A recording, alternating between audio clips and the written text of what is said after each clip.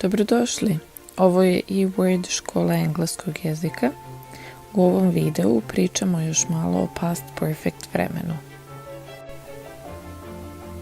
Verovatno se sećate ovakvih prikaza vremena iz škole. Pošto su korisni, da pogledamo još jednom. Skroz desno možete vidjeti sadašnjost koja je u ovom trenutku. A na sredini je od ovog momenta u prošlosti, ali u tom trenutku je to bila sadašnjost. To je kao putovanje kroz vreme. Ako gledamo s ove tačke gledišta, to je prošlost, ali u tom trenutku to je bila sadašnjost.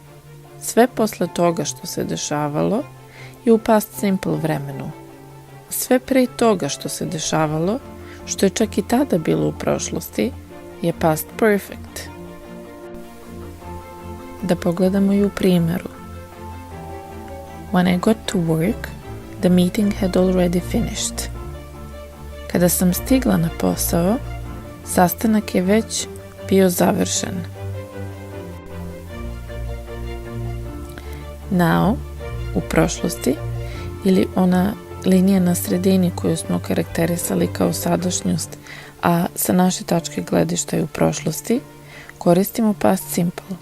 I got to work.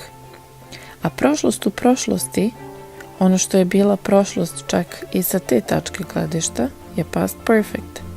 The meeting finished before I got to work.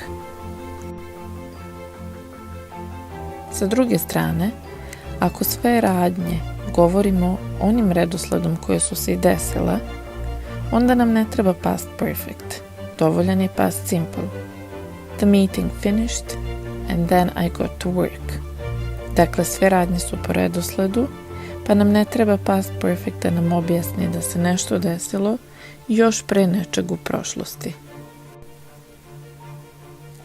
Dakle, ako ovu liniju podelimo na pola, i ako ona predstavlja nešto što je bilo sadašnjost u tom trenutku, sve posle te linije je past simple, when I got to work, kada sam stigla na posao, a sve pre te linije je past perfect, jer se desilo naspram nje u prošlosti. The meeting had already finished. Hvala što ste gledali još jedan video. Ovo je eWord škola jezika. Ja sam Ivana Marinković.